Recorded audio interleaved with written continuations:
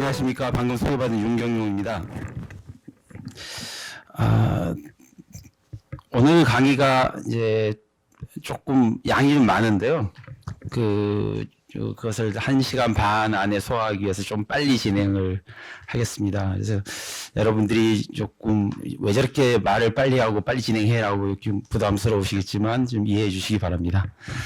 오늘은 제가 말씀드릴 내용은 미래생존과학과 대응 전략이란 주제로 만들었는데, 사실 이 내용들을 제가 한두 달 전에 신문 칼럼에 한번 게재를 한 적이 있습니다. 제가 이제 어느 신문사의 그 고정 칼럼니스트로 활동을 하고 있기 때문에 그 신문사에 이제 칼럼으로 게재를 했고요. 그 내용은 이제 여기 있는 내용에 비하면 아주 간단한 내용이기 때문에 그 내용을 토대로 한번 제가 만들어 봤고요. 오늘 말씀드릴 내용들은 조금 이제 아무래도 여기 미래 생존과학이기 때문에 미래라는 부분들은 이제 과거를 유추해보고 현재와 과거에 이렇게 소위 협상이라고 얘기를 하거든요. 그래서 과거를 반추해보고 나면은 우리가 미래를 이렇게 돌아볼 수 있다, 예측할 수 있다라는 그런 명제하에 제가 밤을 새서 100년 전에 사람들이 지금 현재를 어떻게 상상을 했고 예측을 했고 또 생각을 해왔는지 그 그림들이 있거든요. 그래서 그림들과 현재 그 그림들이 예측했던 게 얼마만큼 맞아떨어졌는지 좀 비교를 해보고요. 그리고 이제 현재를 보고 우리의 이제 가까운 과거를 이렇게 돌아본 다음에 우리가 그럼 앞으로 나갈 길이 무엇인가 한번 같이 생각해보는 그런 시간으로 마련했습니다. 자, 시작하겠습니다.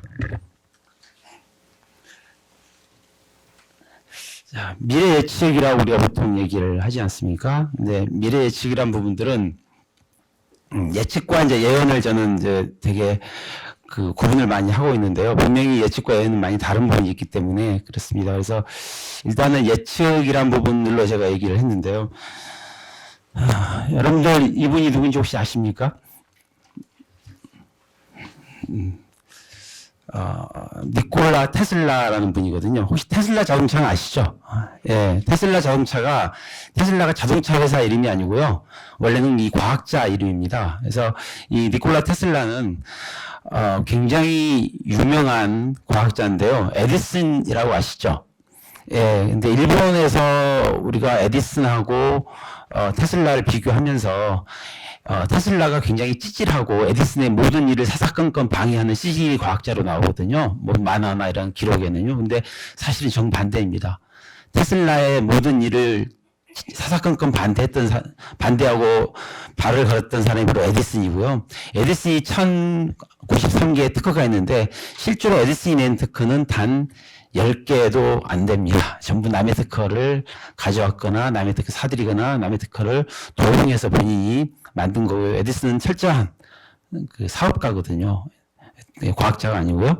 그래서 테슬라하고 에디슨하고 두 사람이 굉장히 많은 문제가 있는데 이제 그 부분을 영화화시킨 게 이제 영화도 있고 여러 가지 있는데 이 테슬라가 이런 얘기를 했습니다. 이거 지금 테슬라의 지금 동상입니다. 여기 보시면 아시겠죠? 어디입니까, 이거요? 나이아가라 폭포입니다. 왜 테슬라가 나이아가라 폭포에 있을까요? 네, 발전 때문에 그렇습니다. 테슬라는 우리가 지금 쓰고 있는 전기의 모든 것을 만든 사람입니다. 발전, 그 다음에 송전, 배전 다 이분이 만들었고요. 발전기도 개발했고, 아이러니하게 이 테슬라 지금 보고 계신 이 테슬라 동상에 강을 건너면 나이아가라 강인데요. 이 강을 건너면은 여기 현재 지금 캐나다형인데요. 미국령에 테슬라 동상이 또 있습니다. 500m 바로 앞에요. 굉장히 아이러니하죠. 테슬라를 캐나다 사람들도 이렇게 하고요. 미국 사람들도 이렇게 하고. 그러니까 이 반대편은 이제 고트섬이라고 염소섬이라고 부르는데요. 거기 미국령에 있는데 거기도 테슬라 동상이 있는데 그건 별로 멋이 없습니다. 이렇게 딱 앉아있는 모습이라 제가 그래서 이렇게 이런 테슬라 멋있는 동상을 한번 넣어봤고요. 자, 테슬라는 이런 얘기를 했습니다. 거기에 이제 제가 영문으로 써놨잖아요. 100년 전 스마트폰을 예측을 했습니다.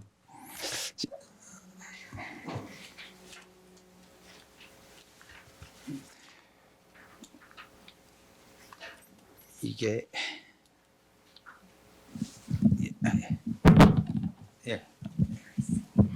예. 여보세요? 아, 예. 됐습니다. 예. 우선이 완벽하게 적용되면은 전 지구가 하나의 거대한 두뇌가 될 것이다. 실제로 모든 것이 현실적이고 리드미컬한 전체의 입자이다. 이렇게 이제 쭉 돼 있는데 이게 이제 Man, Woman is Both라는 그런 기고문을 통해서 했는데요. 이게 어떤 의미가 있냐면은 이게 현재 휴대폰을 일단 예언을 했고요. 두 번째는 인터넷을 예언을 했습니다. 여기 보시면은 수천 마일이나 떨어졌다 해도 우리는 언제나 이 전화기가 비교할 수 없을 만큼 이제 조기 호주머니에 뭔가 하나 기계를 넣어지고 다니면서 모든 통신을 할 것이다라는 부분이고요. 그래서 이분이 100년 전에 이미 스마트폰을 예측을 했다라는 부분이 바로 이 부분입니다. 그래서 이 원문은 굉장히 어렵게 찾았거든요. 그래서 요즘에는 저는 예전에 어렵게 찾았는데 요즘에는 인터넷에 좀 떠다니더라고요. 자, 그러면 예측과 예언을 한번 보겠습니다. 자, 예언이란 미래에 무슨 일이 일어날 것 같은지를 알려주는 것이고 예측이라는 것은 어떤 분석을 통해서 데이터를 가지고 하는 부분인데요. 그래서 우리는 이제 전지적 예언인데 여기 사진 보시는 사진이 바로 노스트라다무스 그 유명한 분이고요. 그 다음에 이제 16세기 이상하게 많은 예언자들이 나타났습니다. 우리 그 토정 비교를 쓴 토정 이지암 선생도 16세기 분이고 경암 남사고 분이라든지 그런 분들이 다 16세기 사람들이거든요. 그러면은 이제 미래 예측과 예언에서 미래는 예측할 수 없다는 주장을 하는 사람한테 당신이 내일 살아있을 것이라 확신하는가라는 질문에는 뭐라고 할까요? 네라고 할까요? 대부분 알 수 없다라고 대답을 하죠. 네. 그러면은 자, 당신이 내일도 살아있을 확률이 얼마나 될까라고 물어보면은 이 경우에는 답이 큰 이변이 없는 한 99%는 살 수 있다라고 얘기를 하지 않습니까? 그러면은 99%라는 것은 어디에 왔나요? 과거에 내가 살아왔던 것에서 왔거든요. 물론 내일 죽을 수 있는 확률은 1%의 확률은 있다라고 보는 거죠. 이 부분이 바로 이제 확률적 예측인데요. 이 확률적 예측을 잘 하는 사람들이 우리가 보면 이제 통계학자도 있고 또 여러 가지 뭐 예언가도 있고 하는데 사실 예언가는 전지적 예언을 하기 때문에 확률적 예측과는 전혀 다른 부분입니다. 그래서 예측과 예언을 사실 구분을 못하는 사람들이 많이 있습니다. 그런데 그런 부분 같은 경우에는 일단은 첫 번째 우리는 예언의 영역은 오로지 신만이 알 수 있는 것이기 때문에 이제 우리가 침범할 수 없다. 그렇게 하면서도 그 사람들은 행동을 반대로 해요. 두 번째 오류는 연구와 예측의 영역은 의미가 없는 거 생각해서 아예 그냥 피해버리는 경우가 바로 그 경우입니다.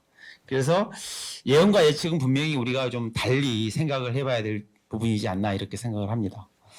그러면 이제 우리가 보통 미래를 예언할 수는 없지만 분명하게 확률적으로 예측을 해보거나 또 통찰적으로 우리가 이제 통찰력이라고 하잖아요. 이렇게 인사이트 혹은 이제 포인사이트라고 하는데 그런 부분들이 필요하기 때문에 우리는 예측이라는 걸 분명하게 해보고 또 반드시 실현을 해볼 부분이 해야 됩니다. 그래서 이 미래 예측과 예언을 우리가 지금 한번 해보는 것은 우리가 이제 살아가는데 굉장히 큰 도움이 되고 또 앞으로의 우리의 뭐 삶이라든지 아니면은 또 우리가 뭔가 해나가는 일에 대해서 굉장히 큰 성과를 얻을 수 있는 그런 기반이 될 수 있다고 생각합니다.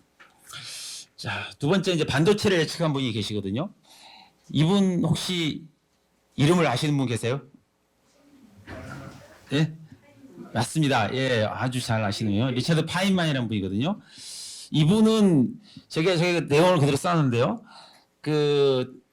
바닥에는 풍부한 공간이 있다. There's plenty of room at the bottom이라고 되어 있는데요. 이게 1959년 미국 물리학회에서 연설을 했습니다. 이분이요.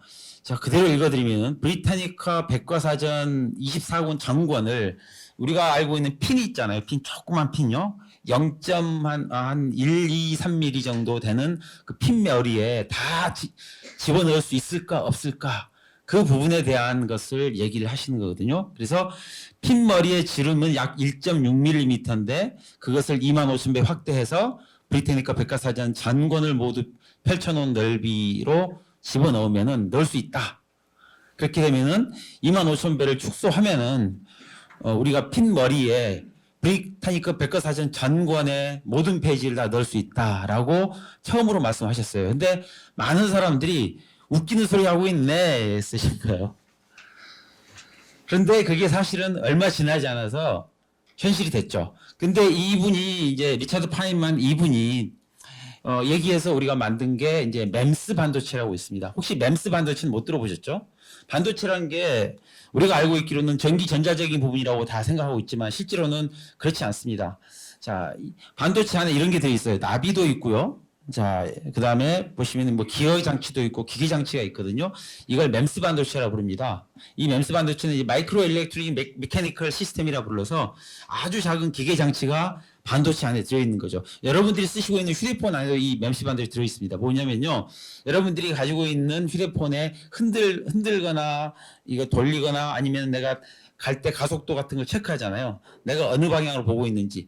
내비게이션이 휴대폰에서 내비게이션이 돌아가는 원리가 바로 이 멤스 반도체가 있기 때문에 그렇습니다. 그래서 멤스 반도체는 기계 장치와 우리가 쓰고 있는 전기 장치, 전자 장치가 결합된 반도체라고 생각하시면 되고요. 우리 일상생활에 많이 쓰고 있다 이렇게 보시면 됩니다. 그래서 그 부분에 대한 가장 기초적인 내용을 이렇게 제시한 분이 바로 이 리차드 파인만이라는 분입니다. 자, 100년 전 사람들 예측을 한번 보겠습니다. 자, 100년 전에는 풍선하고 바퀴를 이용해서 무리를 걷는 사람들이 나오거든요. 자, 이게 지금은 좀 안 되고 있죠. 지금 사람들은 이렇게 풍선을 타고 이렇게 풍선을 타고 이렇게 무리를 걸어갈 수 있다라고 아마 생각했던 것 같아요. 발칙한 생각이었죠. 자, 그 다음에는 또 수상스키를 타는 남녀 커플이 있는데요. 이렇게는 할 수가 없죠, 사실은요. 우리가 실제로는 이렇게 수상스키를 타죠. 자, 사람들이 생각하고 있는 수상스키는 실제로 실현이 되고 있습니다. 자, 그 다음에 해마 있잖아요, 해마. 실제로 해마가 얼마나 큽니까? 해마가 사실 새끼손가락만 해요. 근데 해마를 타고 잠수해서 바다를 관람하는 그런 상상을 했습니다. 근데 정말 웃기는 게 이 해마를 타고 있으면서 산소통은 하나도 메고 있지 않아요. 어떤 식으로 숨을 쉬는지 모르겠지만 어쨌든 이렇게 한 사람들도 있고요. 자, 지금은 우리가 해마는 안 타지만 이렇게 산소통 메고 다니면서 바다를 관람할 수가 있죠. 자, 또 볼까요? 바다장어를 타고 경주하는 사람들이요. 그러니까 이게 지금 우리가 뭐 배너 보면은 말 타고 뭐 이게 경주를 하듯이 이 사람들은 바다 속에서 바다장어를 타고 이렇게 경주를 하는데요. 이 사람들 한 사람 한 사람이 모두가 다 이렇게 그 바다 속에서 이렇게 그 잠수복을 입고 하는 부분입니다. 이건 지금 뭐 실현은 안 돼 있습니다. 자, 물속에서 게이트볼 같은 스포츠, 게이트볼인지 아니면은 골프인지 잘 모르겠어요. 근데 골프 같기도 하고 게이트볼 같기도 한데 저기 옆에 보면 게이트볼인데요. 또 치는 폼을 보면 골프거든요. 저렇게 높게 게이트볼 치지 않는데. 근데 여기에서 하나 좀 특이한 거 보이지 않습니까? 물속인데요. 여자분들이 다 치마를 입고 계세요. 물속에서 치마를 입으면 이렇게 홀러덩 올라가가지고 거꾸로 된다는 걸 모르시는 것 같아요. 네. 그 다음에 이것은 이제 물속에서 갈매기를 유인해가지고 미끼를 달아서 유인해서 낚시를 합니다. 갈매기 낚시를 물속에서 하는 그런 발칙한 상상을 또 하고 있는.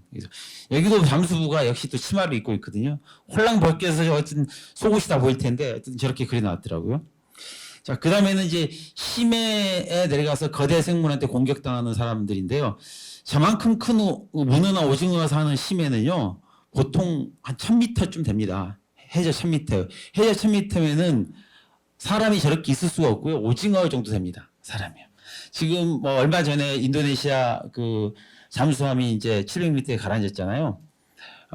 그렇게 그 단단한 잠수함도 내동강 나가지고 다 짜부러져서 알 수 없게 형체가 돼 있는데 1000m의 그 어마어마한 수압은 우리가 상상을 초월하거든요. 자, 그 다음에 자동차 신발을 신고 다니는 사람들인데요. 아주 뭐 멋있게 춤추는 것처럼 돼 있죠. 이거 그린 사람이 프랑스 사람입니다. 자, 지금은 자동차 신발이 아니라 이제 롤러스케이트를 신고 다니잖아요. 자, 이번에 이제 기계를 이용해서 날씨를 제어할 수 있다. 굉장히 재미있는 발상인데요. 실제로 우리 보면은 이제 인공강우를 이렇게 만듭니다. 그래서 그 로켓을 쏴가지고 그 위에서 요도와 은을 해서 눈꽃 생성해가지고 뭐 비를 내리게 하거나 아니면은 비행기를 타고 위에서 이걸 뿌려서 구름 입자를 만들어서 뭐 그 밑에 비를 내리게 하는 그런 인공강우도 나오기 때문에 어쨌든 그 100년 전에 상상했던 기계를 이용해서 날씨를 제어할 수 있다. 그 부분은 충분히 지금도 실현이 되고 있구나라는 부분을 우리가 알 수가 있습니다.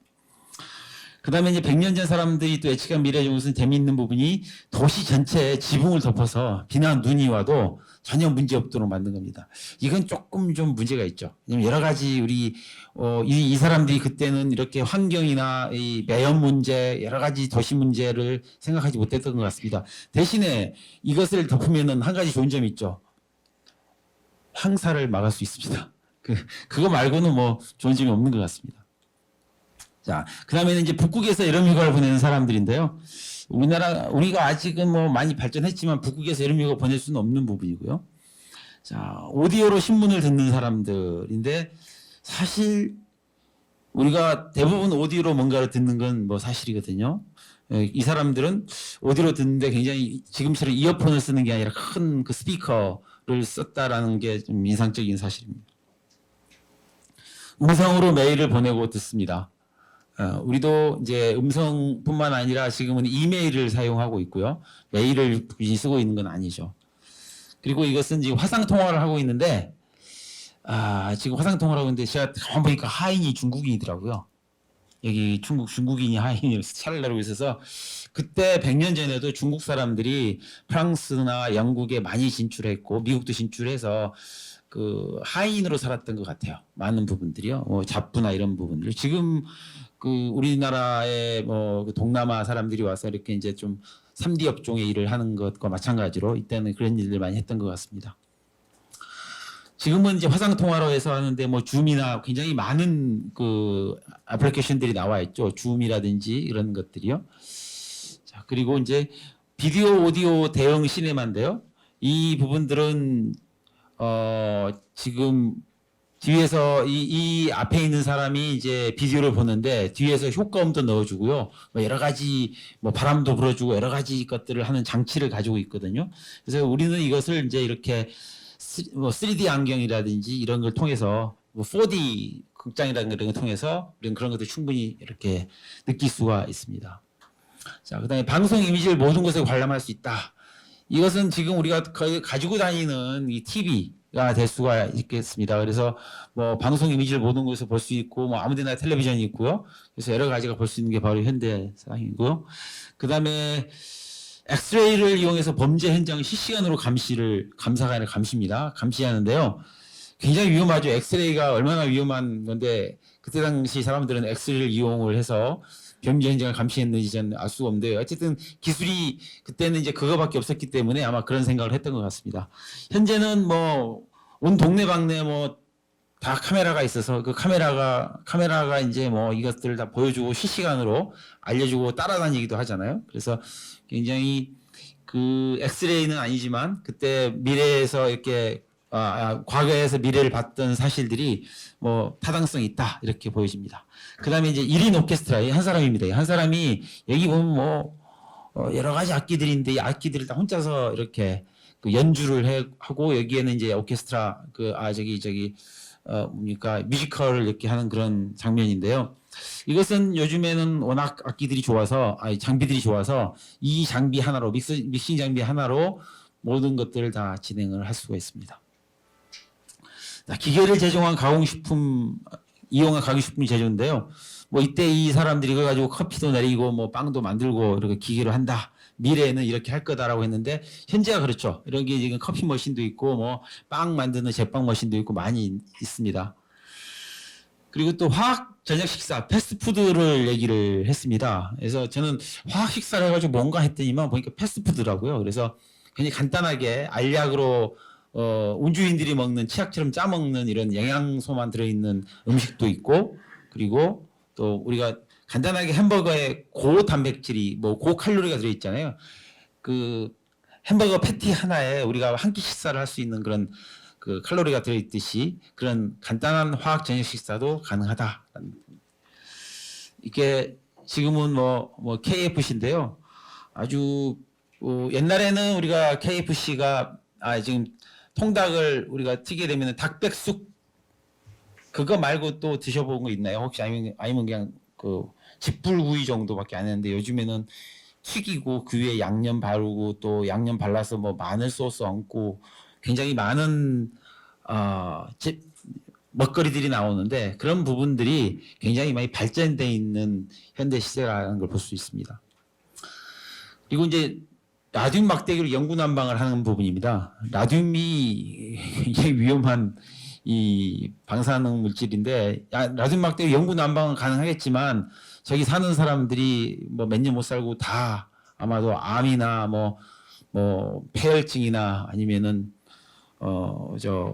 아주 심각한 백혈병 같은 걸로 아마 다 죽을 수 있습니다. 아주 발칙한 상상이죠. 잘못된 상상인데요. 자, 지금은 뭐 우리 보일러가 있어가지고 뭐 모든 난방들을 다 정리하고 있죠. 그 다음에 이제 기계를 이용해서 하는 이발사들이 있는데 이 이발사들도 역시 지금은 이건 또 버튼 몇 개로 메이크업하는 여인도 있고요.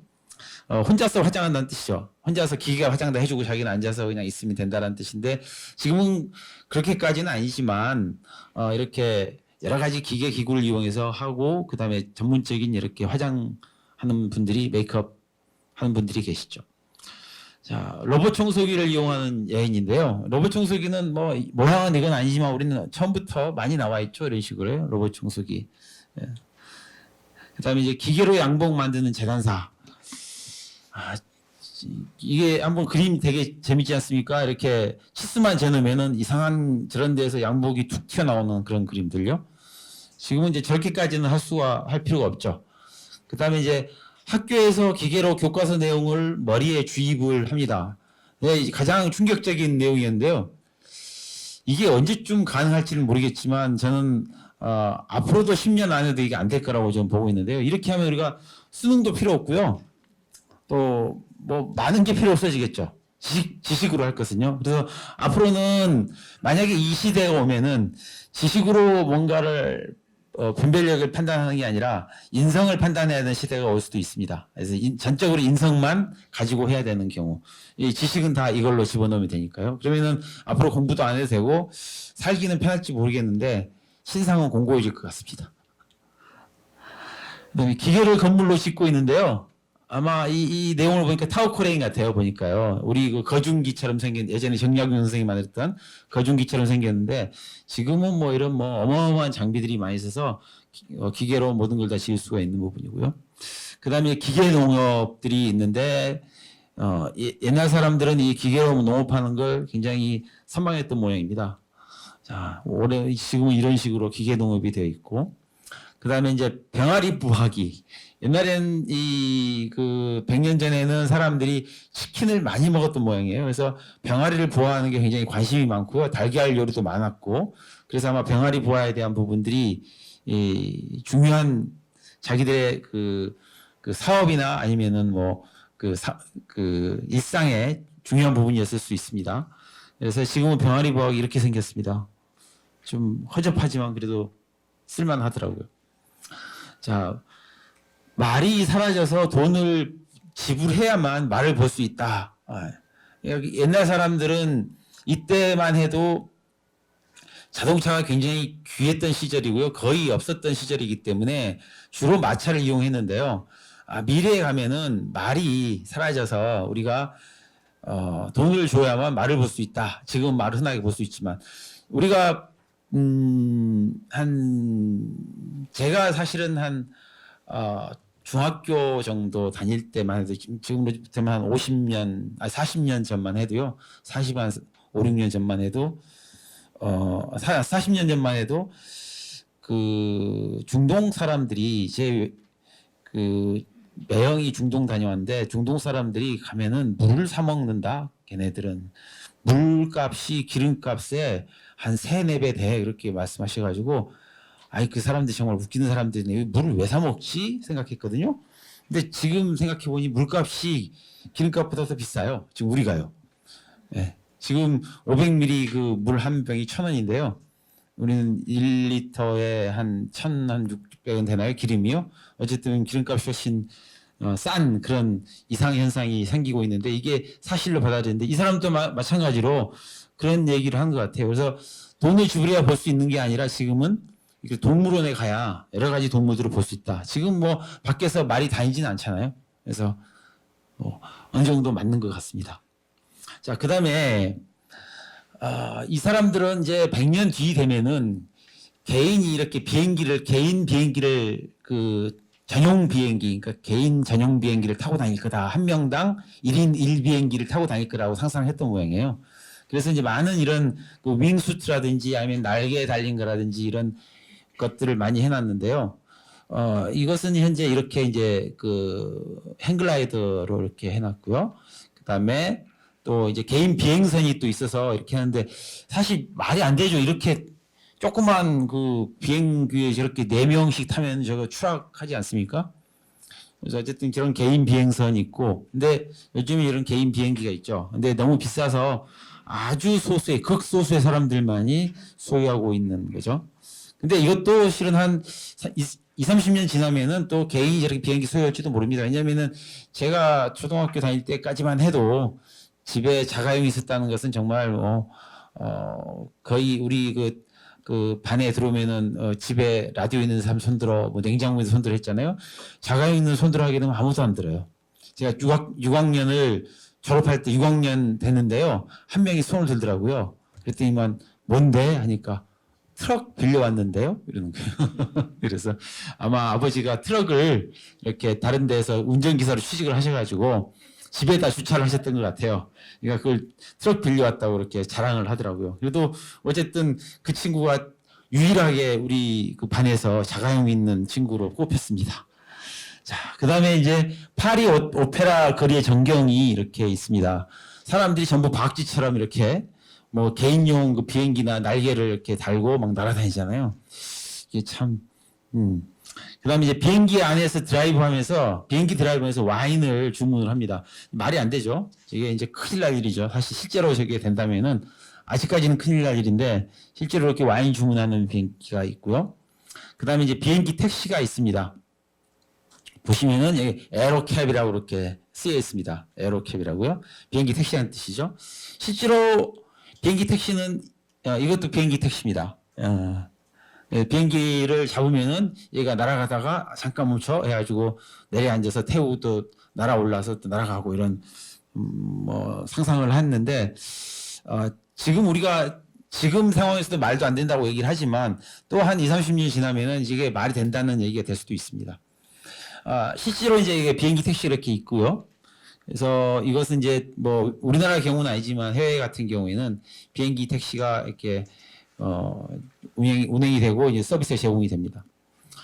자, 그리고 이제 대서양을 횡단하는 장거리 비행선이 있는데요. 이것은 우리 일반적이죠. 이런 식으로 보잉 747 비행기가 이렇게 날아다니면서 한 500명씩 이렇게 사람을 날르고 있죠. 자, 그 다음에 이제 공항까지 자동으로 이동하는 자동 보도입니다. 이게 밑에 보시면은 좀 이상한 바퀴도 달려있고 한데 이게 이제 이동하는 도로거든요. 이동하는 도로인데 저는 여기에 이거 보면서요, 이 그림을 참 잘 그렸다는 생각이 들어요. 이 보시면은 그때 100년 전인데요, 복식이 아주 대단합니다. 복식이요. 그래서 이놈은 지금 이게 발리다 대면 큰일 나는데 발 대려고 지금 하고 있고요. 서로 교차하는 길이기 때문에 발 대면 우당탕 넘어질 텐데 어쨌든 정말 위험한 짓을 하고 있거든요. 자, 지금은 이렇게 이제 모빙 워커가 있죠. 예. 자, 그 다음에 이제 식당을 겸비한 자동차입니다. 옛날에는 사람들이 식당이 없었고 식당이 이렇게 붙박이로 고정되어 있지 않았던 모양이고요. 그 다음에 식당 자체가 많지 않았기 때문에 이제 항상 배고프죠. 배고프지만 아무 데나 가서 먹을 데가 없습니다. 그래서 이런 식당을 겸비한 자동차 있으면 좋겠다라고 생각을 했던 모양인데요. 지금은 이렇게 이제 아시아나항공인데 이것은 여기에 이제 기내식이 제공되기도 하지만 영국에 이런 식당이 있습니다. 영국에 실질적으로 이렇게 2층 버스에 식당이 있으면서 여기에 타면은 식사도 할 수 있고 또 어떠한 거리를 이렇게 이동하면서 식사할 수 있는 그런 식당 버스가 실제로 존재합니다. 이것을 아마 보고 했는지 안 보고 했는지는 모르겠지만 어쨌든 이 사람들만의 문화입니다. 자, 파리에서 베이징까지 가는 전기 기차라고 돼 있거든요. 여기 이 사람 있죠, 이 사람요. 이 사람이 이제 중국 사람입니다. 이 사람은 이제 아마 하인 같아요. 여기 이제 파리 여자 같고요. 이거 프랑스 여자 같고요. 그래서 파리에서 베이징까지 가는 전기 기차인데 아마 그때 당시에 이것을 그릴 당시에 이 사람이 생각했을 때는 동양의 가장 큰 도시가 아마 베이징이다 이렇게 생각을 했던 것 같습니다. 그래서 파리에서 베이징까지 가는 전기 기차가 2000년에는 될 거다. 기술적으로는 불가능하진 않지만 정치적으로 이제 현재 안 돼 있는 상황이죠. 대신에 지금 이거 보면 이제 유레일 패스 같은데 이건 뭐 제가 원래 유레일 패스는 아닌 것 같고요. 여기는 알프스 산을 넘어가는 인터라켄에서 뭐 저기 크라네샤이더까지 가는 기차 같습니다. 융프라우 갈 때요. 그다음에 이제 초고속 열차입니다. 여기 보시면은 그 초고속 열차께 주둥이도 뾰족하고 그다음에 뭐 아주 휘날리고 있고 옆에 이 사람들은 귀를 막고 있고 뭐 치마가 벗길 정도로 이렇게 하고 이 개는 쓰러져 있고 엄청나게 빠른 초고속 열차가 있는데요. 이렇게 초고속 열차가 지금 이미 현실화되어 있고요. 시속 지금 한 500km 정도로 달리는 열차가 일반화되어 있습니다. 그다음에 이제 이동주택인데요. 기차로 주택을 이동시킵니다. 여기 보시면은 이제 이 증기관 기관차가 지금 기차로 이렇게 이 큰 주택을 이동시키는데 이거 왜 이렇게 하는지는 모르겠어요. 이렇게 해야만 되나. 그리고 이렇게 기차로 주택을 이동시키면은 얼마나 많은 정체나 문제가 일어날까 싶은데 이 사람들도 그런 생각을 했던 것 같아요. 이건 말이 안 되지만 현재는 이런 그 캠핑카가 있죠. 그래서 캠핑카가 이런 것을 대신할 수 있다라고 보입니다. 그다음에 개인용 비행기를 타고 꽃축제를 하는 겁니다. 그 개인용 비행기가 되게 재밌어요. 마차처럼 생겼는데 앞에가 프로펠러만 달려 있고 뒤에는 뭐 사람들이 앉아서 꽃을 뿌리고 아주 환호하고 난립니다. 자, 그다음에 개인용 날개옷 윙수트 입고 테니스를 쳐요. 이거 어디서 본 것 같지 않습니까? 영화에서요? 꼭 이게 똑같은 건 아니지만 해리포터 보면 꼭 이게 생각나지 않습니까? 비슷한 게 나오죠. 해리포터에도요. 그래서 테니스 치고 자, 그다음에 날개옷 입고 새 잡아요. 이렇게 새를 왜 잡나 모르겠지만 먹으려고 잡겠죠. 어쨌든. 예. 근데 새보다 저게 훨씬 작아요. 저기 그 새 잡는 채가요. 이거 비행기도 희한하게 생긴 비행기거든요. 여기 보시면 저는 뭐 이제 공학자라 그런지 공학적으로 봤을 때 상당히 많은 문제가 있습니다. 연료통이 없어요. 엄청난 연료가 들어가는데 연료통이 없어요. 우리가 지금 타고 다니는 비행기도요. 비행기의 무게 80%가 연료입니다. 비행기가 뜨잖아요. 뜰 때 80%가 연료 때문에 무거워요. 사람들 뭐 무게 달고 짐을 몇 킬로 이상 못 싣게 하는 거 다 그 쓸데없는 소리고 실질적으로 비행기의 전체 무게 80%는 연료입니다. 그래서 만약에 비행기가 떴을 때 위급 상황이 생겼어요. 비행기에 회항에 착륙해야 되잖아요. 뜬 지 1시간이 안 되거나 10분, 20분밖에 안 됐을 때는 바로 착륙을 할 수가 없어요. 왜냐하면은 착륙하는 순간 너무 무거워서 최대 허용 착륙 중량을 초과하기 때문에 바로 바퀴가 부러지고 폭발하겠죠. 그래서 비행기는 한 30분에서 1시간 정도 연료를 저 멀리 비행기가 다니지 않는 길에 바다에 그냥 다 뿌립니다. 다 뿌리고 한 10%만 남긴 다음에 착륙을 하죠. 1억 5천만 원씩 날아가는 겁니다. 그래서 아픈 사람은 또 그 구상권 청구를 하고 다 물어줘야 돼요. 살아나면요.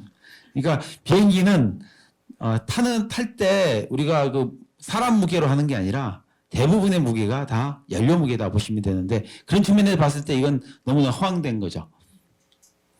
자, 여기도 보시면은 지금 이것도 이건 동력이 지금 손으로 팔로 하는 것 같아요. 그 날아다니는 게요. 얼마나 팔이 아프겠습니까? 근데 얘는 또 그 새를 잡는 거 보면 또 새하고 싸우는 거 보면은 팔로 하는 것 같지는 않고 어쨌든 동력이 무동력인데 날개는 날아요. 뭘로 하는지 진짜 모르겠습니다. 자, 이것도 마찬가지로 분명히 뭐 프로펠러 된데 연료통 없이 다니면서 날개옷 입고 날아다니면서 새를 잡아요. 꼭 이렇게 날아다니면서 새를 잡아야 되나 싶을 생각이 있지만 어쨌든 이 사람들은 그렇게 그림을 그려놨고요. 또 이게 양력이나 항력이 전혀 존재하지 않는 그런 날개죠. 자, 지금은 날개옷 입고 새 잡는 사람들이 이렇게 있죠. 이렇게 행글라이드를 타고 가거나 이렇게 우리가 아이언맨에서 볼 수 있는 그런 그 수트를 입고 또 위에는 큰 날개를 하고 그 제트 엔진을 붙이면은 날아다닐 수 있습니다. 자, 기계로 움직이는 눈썰매를 탄 사람들이라고 되어 있는데요. 이건 뭐 지금도 이런 기계들이 있고요. 그 다음에 수상 비행기가 있습니다.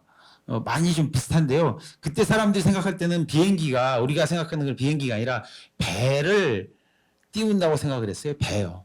그래서 지금 우리가 쓰고 있는 비행기의 용어에 100%가 다 배에서 나왔습니다. 우리가 그 비행기 타는 거 보딩이라고 있잖아요. 보딩도 역시 온보드 배에 탄다라는 뜻이고 항구를 공항이라고 공중항구라고 표현하듯이 항구라고 공항이라고 표현하는 거. 그래서 모든 게 다 그 배에서 나왔습니다. 그래서 이 사람도 그때는 수상 비행기인데 비행기 모형이 배 모형이에요. 지금은 이런 자동차 수상 비행기도 있고요. 이런 수상 비행기도 있습니다. 그다음에 이제 바다 위에 가설된 철로를 뚫고 달리는 기관차인데요.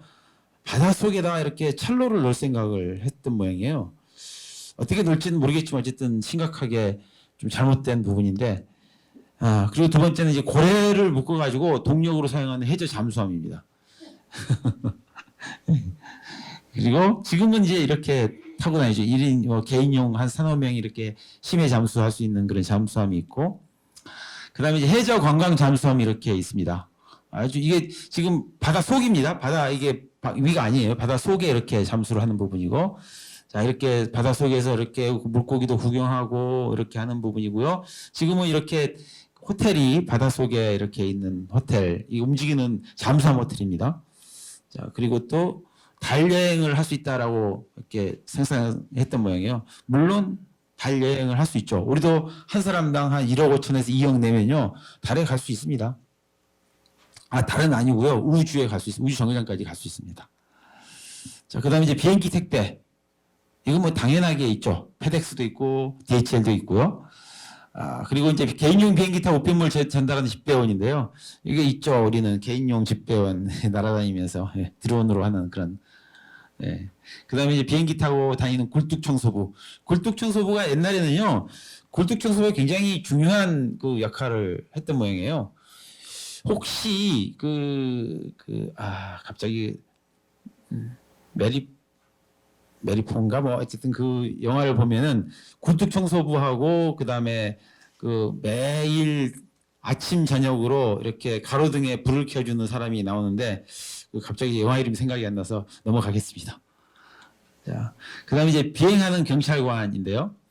경찰관도 여기 역시 또 날개를 이렇게 달고 이 위에 이제 개인용 비행기를 타고 다니는데 이 사람이 교통경찰관 같아요. 그래서 교통경찰관이 이제 개인용 비행기 타고 다니는 사람을 세워서 이제 딱지를 끊으려고 하는지 어쩐지 뭐라고 지금 그리고 있죠. 그 다음에 이제 이 사람은 이제 그 경찰관인데 범죄자를 쫓는 이제 뭐 경찰관이고 이제 앞에 놈이 나쁜 놈 같아. 이놈은 나쁜 놈인데 어쨌든 날개가 무슨 나쁜 놈이 생겼잖아요.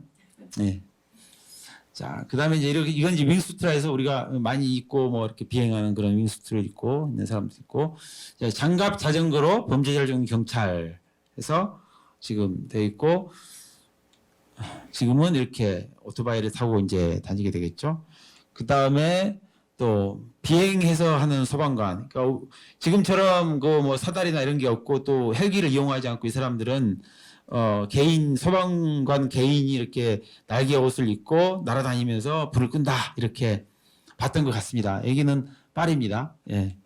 자, 비행기를 난파선으로 구조하는 경찰관인데요. 지금은 이렇게 이제 헬리콥터로 구조를 하죠. 자, 그리고 헬리콥터 순찰대가 이렇게 보입니다. 상당히 프로펠러가 작죠. 이거 타면은 고양이나 개 정도 태우면 딱 올라갈 것 같아요. 사람은 못 탈 것 같아요. 정도 크기는. 자, 근데 지금은 이렇게 이제 무인 순찰 비행기가 있습니다. 그 다음에 이제 어뢰 쏘는 비행기인데요. 지금은 뭐, 아까 말씀드렸지만 이 사람들은 비행기를 전부 배로 봤기 때문에 어뢰를 쏜다라고 표현을 해놨더라고요. 근데 어뢰가 아니라 지금은 이렇게 어마어마한 무기들을 가지고 속대바수를 만들 수 있는 그런 무기들을 실을 수 있습니다. 자, 그다음에 이제 비행선을 이용한 공중 전투가 있는데 역시 지금 뭐 전투기 공중전이 되는 거고요. 그리고 이제 전투차를 타고 싸우는 사람들인데 지금은 뭐 전투차가 이렇게 잘 안 하잖아요. 지금은 이렇게 이제 탱크를 이용해서 싸움을 전쟁을 하고 있습니다.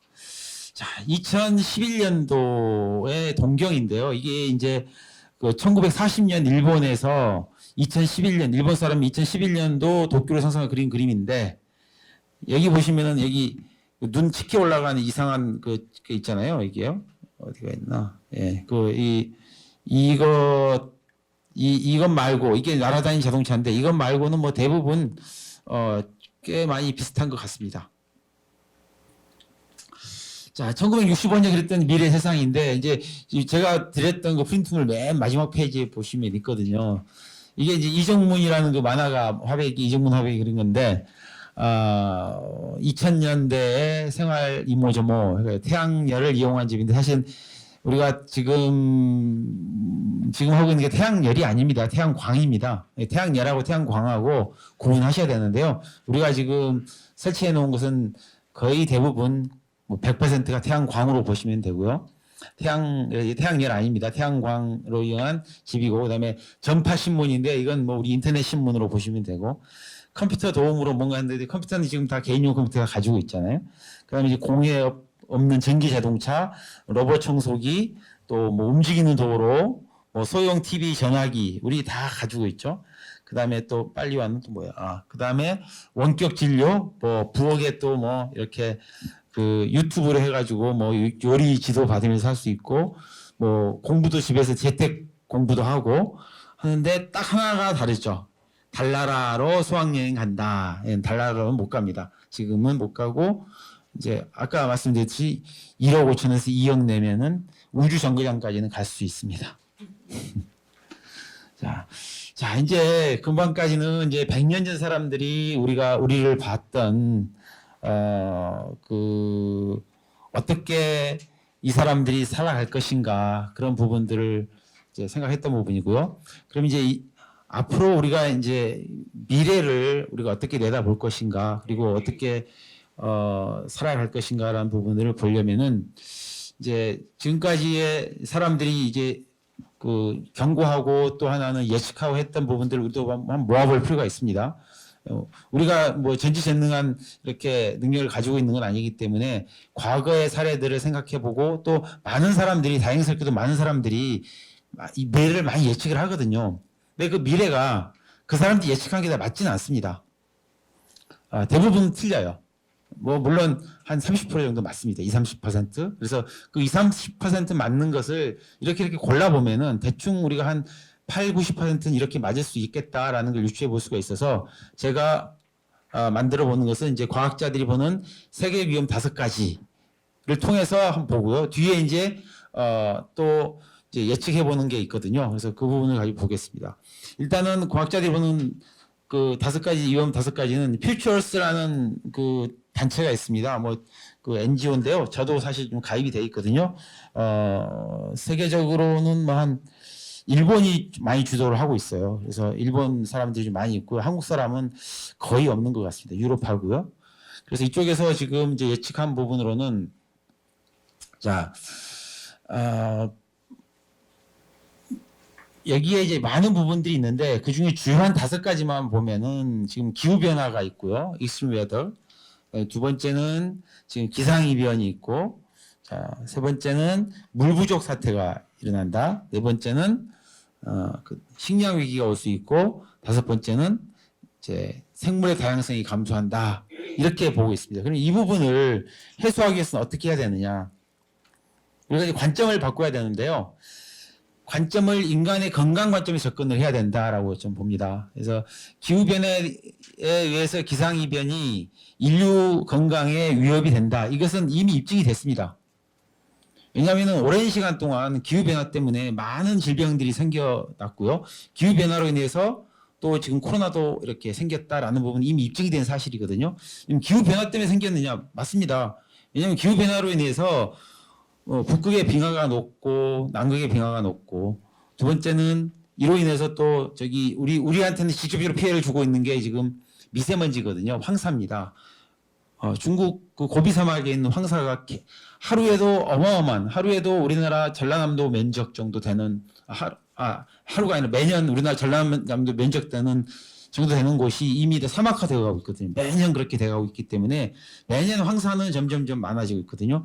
그래서 그런 그 기상 이변으로 인해서 인류 건강이 우리는 모르는 사이에 직접적인 원인은 아니지만 간접적인 요인으로 많은 위협을 받고 있습니다.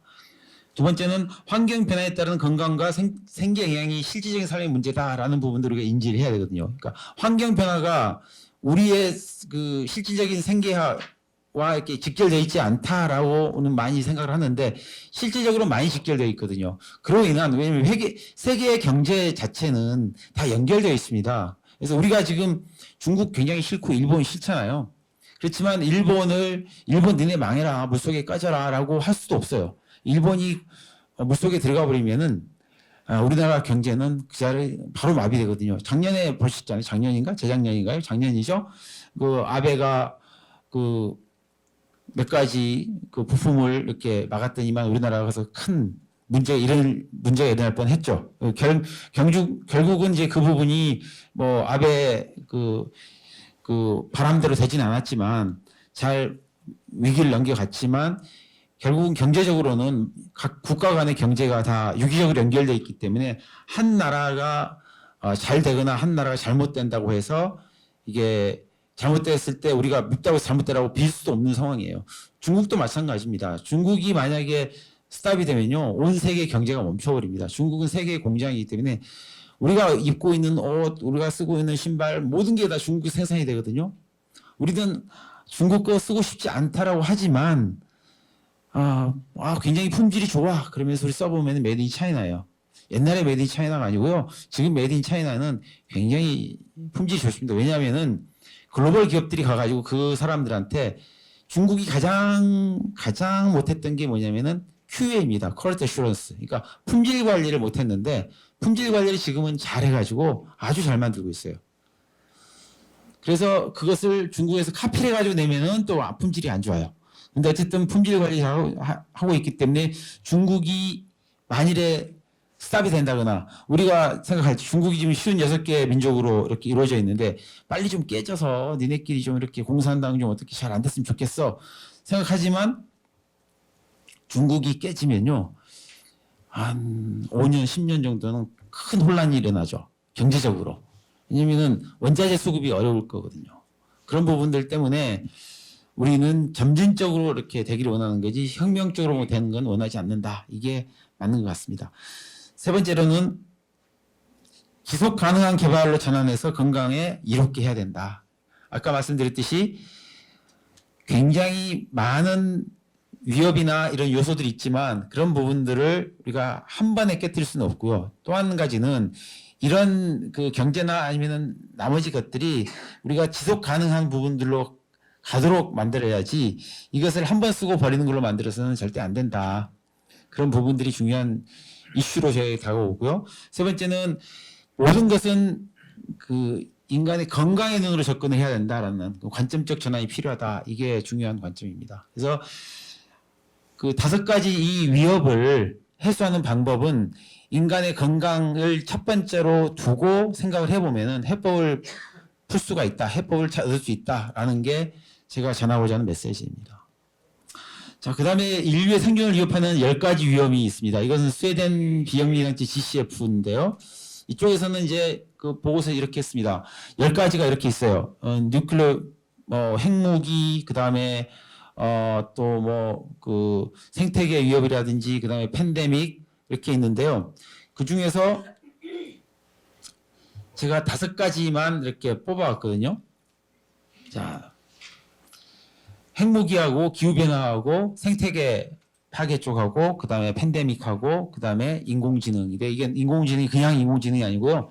통제되지 않는 인공지능입니다. 그러니까 팬데믹은 지금 이미 2018년에 이미 예견을 했어요.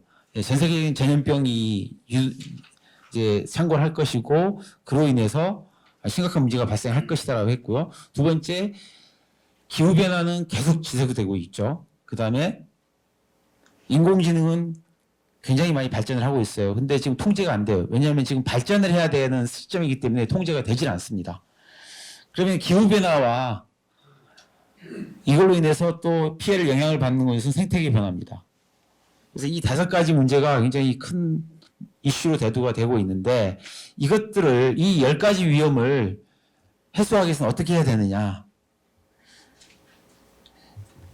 제가 생각하는 부분이 바로 이제 이 에코를 가지고 생각을 했습니다. 저는요. 이 에코를 가지고 생각했는데 에코를 생각하시면 뭐가 생각나시나요? 에코요. 한 가지만 말씀해주세요. 에코 하면은 생각나시는 거예요. 아무 생각 없으세요? 에코? 자, 그럼 제가 말씀을 드리겠습니다. 에코 뜻 아세요, 혹시요? 네? 자연, 환경, 네, 그렇죠. 경제. 에코 뜻이 보통 우리 생각하면은 친환경적인 부분을 생각하잖아요. 근데 에코의 뜻은 집이라는 뜻입니다. 원래는요. 자, 보시면은, 자, 환경 생태와 관련된 나타내는 거고, 에콜라지의 생태학, 에콜라지, 생태학의 앞 세 글자 에코만 쓰는 거 자연이나 생태를 의미합니다. 그래서 자연을 훼손하지 않는 친환경 제품이나 에코 디자인, 에코 드라이빙, 드라이빙 등에 쓰이는데, 에코 디자인이라는 것은 이런 것을 얘기합니다. 근데 실제로 모양만 이러지요. 실제로 에코 뭐 디자인이라는 것은 뭐 별다른 건 없고요. 그다음에 에코 드라이빙은 좀 유용하죠, 우리한테요. 뭐 여기에서 에코는요, 친환경이 아니고요. 기름을 좀 덜 먹는 드라이빙으로 우리 이식하잖아요. 사실입니까? 사실 맞습니다. 기름 좀 덜 먹는 걸로 있는 게 맞습니다. 그래서 이게 에코인데 이 에코의 어원은 오이코스입니다. 그리스 오이코스에서 왔거든요. 오이코스라는 것은 집이라는 뜻입니다. 집이라는 뜻과 관리라는 뜻이어서 오이코노모스가 돼서 뭔가 하나 있고, 그 다음에 오이코스와 로기아라는 게 돼서 오이콜로기가 됐는데, 이 두 개가 뭘로 변천이 영어로 됐냐면은 이코노미와 에콜로지. 그러니까 경제와 생태학이라는 뜻이 되는 거죠. 자, 그러면은 이 두 가지를 봤을 때 경제와 환경의 뿌리는 같다라고 우리가 표현할 수 있겠죠. 맞습니까? 그럼 에코 드라이빙이라는 것은 친환경 드라이빙도 되고 경제적인 드라이빙도 되겠다. 그러니까 경제적인 운전, 친환경 운전도 되고 경제적 운전도 된다. 둘 다 쓸 수 있겠죠. 에코 드라이빙은요. 그러니까 그 사람들이 이 에코를 자동차를 만드는 사람들이 에코를 어떤 의미로 썼던 간에 경제로 썼던 친환경으로 썼던 그건 관심 없어. 에코는 에코야라고 아마 썼던 것 같아요. 자, 그러면은 에코를 저는 이 두 가지 에코, 두 개 집이잖아요. 이 두 개를 결합해야 된다. 이코노미와 또 뭡니까? 에컬로지를 결합해야 된다. 이게 제가 생각하는 해법이거든요. 그럼 이 두 가지를 결합을 했을 때 나오는 게 바로 생태와 조화를 이루는 경제 시스템이 가능할까?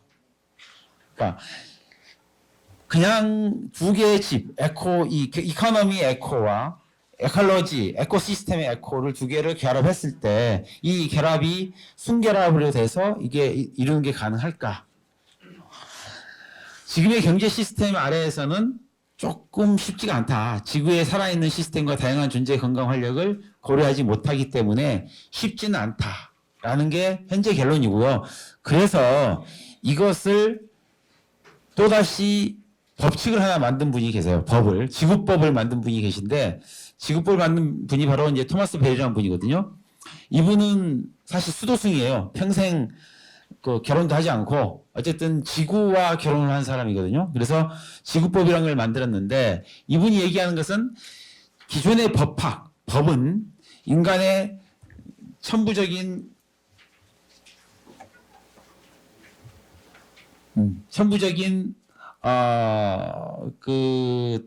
존엄성만 우위에 두고 우주나 지구적으로 활동하는 원리를 배제하고 있는데, 새로운 법학은 지구 공동체 우위에 두고 새로운 법칙을 도입해야 된다. 그래서 지구, 동물, 식물, 산, 강 이런 부분에도 법적인 주체성을 부여해야 된다라는 게 이분 생각입니다.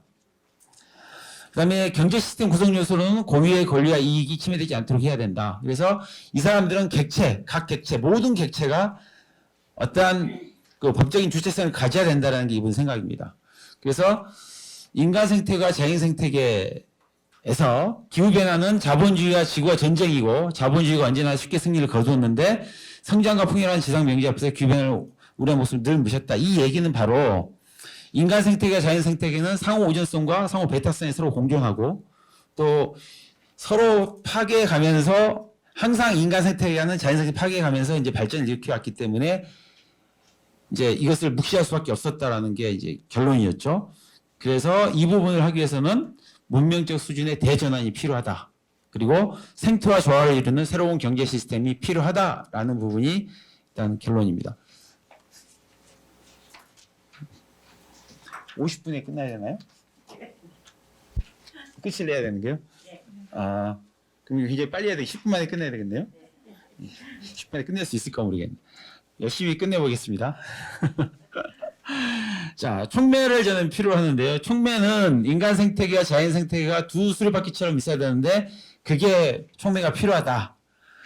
그래서 이제 그런 촉매 기술이 필요한데 촉매 기술을 제가 예측을 해봤더니만 과기정통부에서는 이런 걸 했더라고요. 30개 응원 기술을 이렇게 했거든요. 근데 저는 제가 봤을 때는 그렇게 싹 마음에 드는 게 많지는 않아요. 자, 그러면 인공지능이 선정한 미래의 과학기술은 뭐냐? 수소에너지 활용, 그 다음에 차세대 환경 있는데 제가 여기 눈길이 가는 게요. 이산화탄소 자원화 기술이 있습니다. 수소에너지 활용을 위한 재생에너지 변환 기술이 있고, 그리고 또 하나 휴머노이드 로봇 기술이 있습니다. 인공지능 기반의 머신 비전 기술이 있고요. 이 정도 기술이 앞으로를 이끌어갈 아주 중요한 기술이 되지 않을까 생각을 합니다. 자, 위대한 과학자라고 제가 표현을 해놨는데 여기 다 아시겠죠? 혹시 모르시는 분 계세요, 여기요? 자, 제가 여기 왜 표현해놨냐면은, 자, 위대한 과학자라고 표현하는 분이 저는 딱 한 3분 정도에서 표현할 수 있어요. 아인슈타인 아니고요. 뉴턴이나, 코페르니쿠스나, 찰스 다윈입니다. 코페르니쿠스, 뉴턴, 찰스 다윈입니다. 자, 이 세 사람은 왜냐면은, 물론 다른 분들도 굉장히 위대한 과학자들인데 이 세 분이 위대한 이유는 패러다임을 완전히 바꿨기 때문입니다. 그러니까 기존에 다윈 같은 경우는 기존에 아리스토텔레스의 그 고전 과학을 현대 과학으로 갈 수 있는 완벽한 기틀을 마련한 분이 바로 뉴턴입니다. 코페르니쿠스는 누굽니까? 지금까지 프톨레마이스가 주장해왔던 그 천동설을 지동설로 바꿔버린 사람이에요. 찰스 다윈 창조론을 진화론으로 바꿔버린 사람입니다. 이런 식으로 완전히 틀을 바꿔버린 그런 사람들이 위대한 과학자라고 저는 표현을 하고 있는데요. 이런 사람이 나와야 된다. 지금 그렇게 보고 있습니다. 자, 그랬을 때 자연계에 역행하지 않은 순결합적 요소를 갖는 과학기술 그런 사람이 그런 것들이 뭐가 있을까? 수소에너지, 인공지능, 생물 다양성, 이산화탄소, 자원화 기술 이 중이 되지 않을까? 그래서 미래 변화를 예측을 해보면은 자, 이 정도 제가 보는데요. 자, 한 가지는 스마트 시티입니다.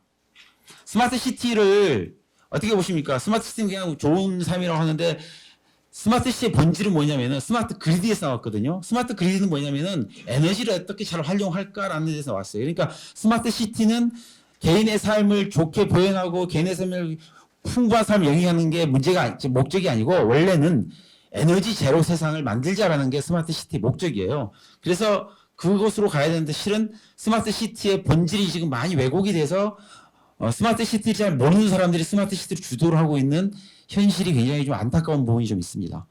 자, 이 내용인데 첨단 정보통신 기술과 빅데이터 얘기 있는데 다 필요 없고 기본적인 부분은 인간이 스마트하게 살자. 그런데 그 본질은 뭐냐? 에너지 제로인 상태에서 에너지가 에너지를 잘 활용하는 그런 삶을 살자라는 부분이 바로 그 부분인데요. 스마트 그리드와 스마트 시티 부분에서는 기존의 스마트 그리드는 이 부분이 기존의 전력망에서 정보통신 기술을 접목해서 하는 부분이고, 자, 스마트 그리드가 이제 이런 형태 부분인데 이 부분 빨리 넘어가겠습니다. 자, 이것은 제가 손으로 그린 스마트 시티입니다. 제주도 대정에 제가 설계를 했던 스마트 시티 혼자 설계했습니다. 혼자서 몇 달을 설계한 거고요. 자, 이렇게 그림을 그려봤고요. 이렇게 이제 체육시설, 운동실 이렇게 해봤고요. 이걸 이렇게 그려서 이렇게 만들었고요. 이게 이제 스마트 시티의 에너지 쪽입니다. 이건요. 에너지 쪽을 해놨고요. 그 다음에 이렇게 설계를 했습니다. 2018년에 설계한 거고요. 이게 이렇게 돼서 실현이 될지는 아직 모르겠습니다. 자, 제가 설계한 거요. 이거 보시죠. 시공 테크라인데 제가 예전에 제가 만든 로봇입니다. 제가 만든 로봇이고요. 이렇게 신문에도 났고요. 제 여기 있습니다. 3년 전입니다. 자, 이런 로봇을 저는 개발을 한번 해봤고요. 지금은 그 로봇이 이런 식으로 많이 발전이 되어 있습니다. 자, 이렇게 수술용 로봇도 있고요. 자, 그 다음에 이렇게 이제 사람 로봇이 얘 막 밀어도 안 넘어지잖아요. 제 개기는 거 아닙니다. 개기는 거 아니고요. 자꾸 이렇게 밀어도 이렇게 안 넘어지도록 하는 자이로 센서를 생각하는 게 개기는 걸로 착각하시면 안 돼요. 자, 개기는 거 아닙니다. 자, 그 다음에 이제 드론이 있죠. 드론은 원래 이름은 UAV예요. Unmanned Aerial Vehicle에서 사람이 타지 않는 나르는 것이는데 실제로는 이것은 이제 무기로 쓰이기 위해서 만들어졌는데 원래 드론의 원형은 이겁니다. 그래서 이것이 드론이 이제 이 네 개의 그 프로펠러가 달려서 앵 거리잖아요. 앵 거린다고 그걸 드론이라고 표현한 거거든요. 그래서 드론은 별칭이라고 보시면 되고요. 드론과 무인 항공기의 차이점은 여기 제가 써놨습니다. 컨트롤러가 있지만 필수가 아니다. 그래서 드론의 핵심 기술은 뭐냐면은 항법이에요. 내가 세팅해 놓으면 거기 갔다 와야 돼요. 북한 김정은 궁에 가서 폭탄 터뜨리고 와 하면 가서 폭탄 터뜨리고 와야 돼요. 그게 드론입니다. 근데 제가 그 평양까지 이렇게 이게 조정할 수 없잖아요. 보이지도 않는데. 그래서 드론은 항법이 핵심 기술로 보시면 됩니다. 자, 드론이 그래서 이거 제가 몇 가지 해놨거든요. 드론은 여러 가지죠. 이런 것들을 사람이 RC로 조정해서 할 수 있겠습니까? 못 하잖아요. 주소 주면 알아서 갖다 줘야죠. 이것은 뭡니까? 이건 RC죠. RC라는 것은 라디오 컨트롤이라는 뜻입니다. 라디오 컨트롤, 무선 조종이라는 뜻이고요. 이건 이렇게 조정을 잘못하면 이렇게 사고가 나요. 자, 이제 만약에 드론이면 사고가 안 나겠죠. 자, 넘어갑니다. 자율주행 기술이 있습니다. 자율주행 기술은 중요한 기술이 두 가지가 있습니다. 하나는 라이다라는 게 있고요. 라이다는 뭐냐면은 빛을 이용해서 빛을 이용한 레이더가 라이다고요. 또 한 가지는 객체 인식이 있습니다. 이제 객체 인식은 엔비디아라는 그런 그 그래픽 보드 회사에서 만든 자이비에르라는 그런 게 있는데요.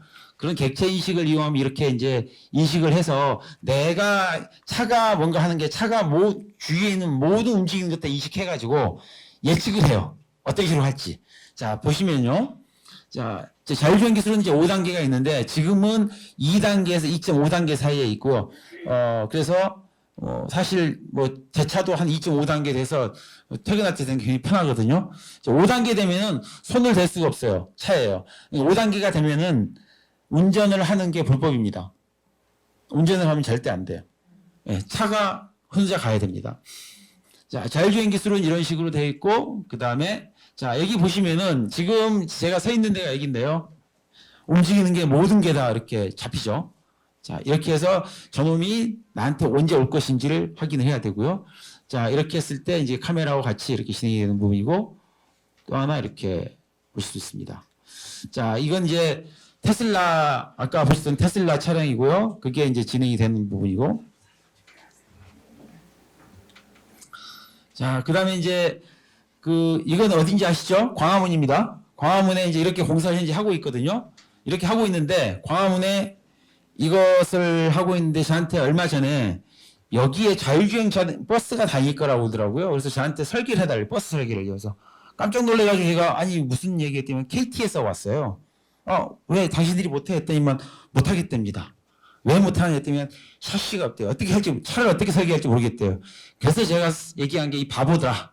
해가지고 29인승 이 현대자동차 이거 중고로 하나 사서 이걸 뜯어내고 하자 해서 제가 설계를 해줬습니다.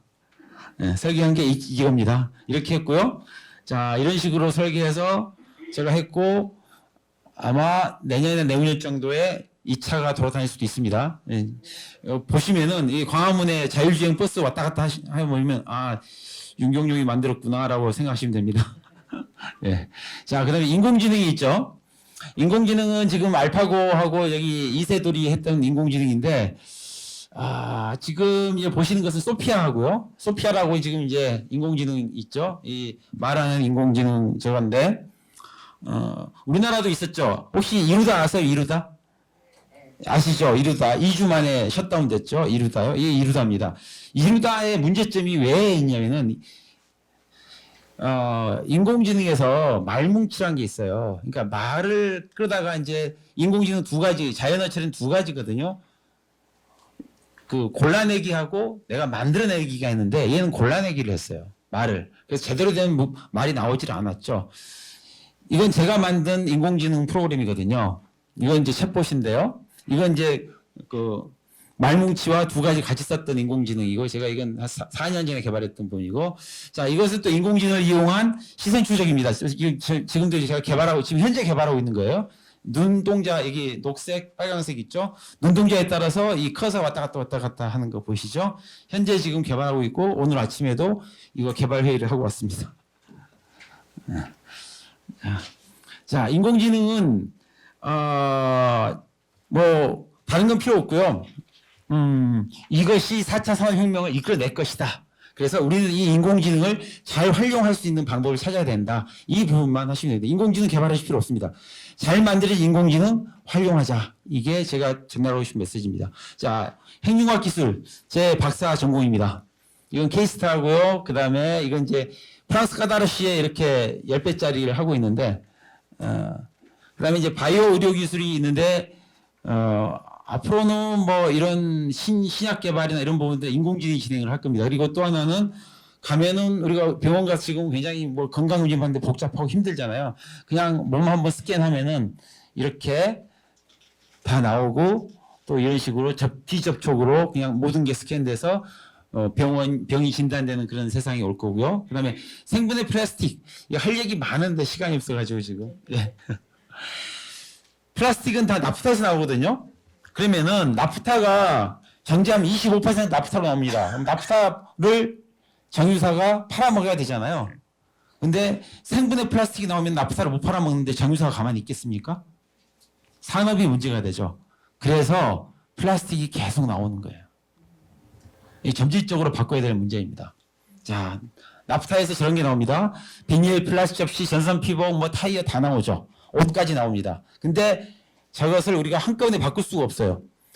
정유사가 망하거든요. 국가가 세금을 못 걷습니다. 자, 그래서 이런 것들이 나오더라도 얼른 안 합니다. 정유사 때문에요. 자, 신뢰할 수 있는 네트워크 사회. 지금 뭐 가짜 뉴스 많이 있고 보이스피싱 뭐 제가 아는 사람도 엊그저께 600만 원 털렸는데요. 이런 부분들. 그다음에 이제 뭐 SNS는 어떻게 발전할 것인가라는 명제가 있는데 SNS는 영원하지 않습니다. 계속 변하고 계속 발전하고 새로운 게 계속 나올 거예요. 그래서 여러분들이 카톡에 얽매이지 마시고 또 다른 SNS 써보시길 제가 권해드립니다. 저는 카톡 안 씁니다. 자, 신체적 지적 능력 보완인데 이건 이제 로봇을 이용하지 않고 우리가 뭐 어떤 문제가 있는 사람들이 입고 하는 부분이고요. 그 다음에 이제 우주생활권인데요. 이것은 지금 맨 우측에 있는 게 바로 스페이스X인데 일론 머스크가 쌓아 올렸던 스페이스X입니다. 이게 2021년 4월 24일 날 우주 정거장에 무사히 도착을 해서 잘 하고 있습니다. 그리고 이제 우주생활권에서 이 사람들이 지금 저기의 생각이죠. 일론 머스크의 생각이 뉴욕에서 스페이스X를 타고 단 몇 분 만에 어디더라? 상해인가 어디에 도착을 하거든요. 이게 이제 우주를 날아서 상해에 도착하든가. 일단 상해에 도착을 하고 단 몇 분 만에 갑니다. 자, 그 그림이 이렇게 말씀했으면 27,000km, 시속 27,000km로 날아서 27,000km면요. 1시간에 지구 3분의 2를 도는 겁니다. 지구가 이렇게 4만 킬로거든요. 그러니까 3분의 2를 돌아서 도착을 하는 그런 1시간 만에 상해에 도착하네요. 상해에 도착하는 이런 그림. 이 일론 머스크의 꿈입니다. 일론 머스크는 이렇게 이제 그 화성에 이렇게 거주지를 만들 생각도 하고 있거든요. 결국은 인공지능 생존을 위한 우리 미래의 과제는 인공지능과 공존하는 시대가 돼야 되고요. 인공지능은 앞으로 개발일 50%를 인공지능이 혹은 로봇이 대체를 할 거고 현재 존재하는 직업의 절반이 없어집니다. 물론 100년 전에 있었던 직업의 10%도 지금 있지 않습니다. 100년 전의 직업의 90% 이상이 지금 날아가고 없어요. 그래도 우리는 살아가잖아요. 우리의 현재 직업이 50%가 날아가도 그때 가면 또 다른 직업이 생깁니다. 그러니까 뭐 크게 걱정하실 필요는 없고요. 컴퓨터라는 부분은 사용하는 툴이기 때문에 잘하는 사람한테 맡기고요. 우리는 잘만 사용하면 되고요. 코딩을 가르치는 부분들은 또 하나 다른 방법입니다. 그래서 코딩은 어렸을 때 가르치고 커서는 하지 마라. 그다음에 모두가 컴퓨터 프로그래머가 될 필요는 없습니다. 대신에 컴퓨터를 잘 사용하면 돼요. 그러니까 남이 만들어 놓은 거 잘 쓰면 돼요. 세 번째, 인공지능은 아까도 말씀드렸지만 개발하지 말고 잘 써라. 이것만 하시면 됩니다. 이게 제가 오늘 이제 말씀드리고 싶은 내용입니다. 그래서 인공지능은 앞으로 시대에서 인공지능은 개발을 하지 우리가 물론 인공지능 개발 잘하는 사람 많이 있거든요. 그 사람들은 개발해 두고요. 우리는 돈만 벌면 되잖아요. 잘 살면 되고요. 인공지능 잘 살 수 있는 방법만 찾으면 된다. 이게 제가 마지막으로 드리고 싶은 말씀입니다. 이것으로 마치겠습니다. 감사합니다. 네, 수고하셨습니다.